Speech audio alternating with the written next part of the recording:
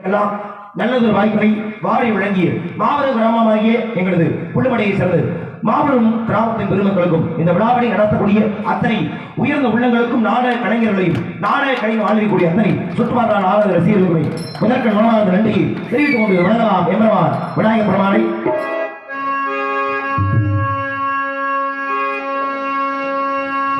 அத்திமுகத்தனே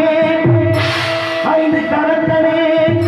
சித்தி புத்தி விநாயக பெருமானே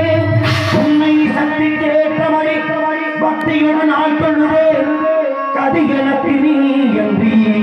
வேறு யாரோ அஞ்சு கரங்களே அபயங்களே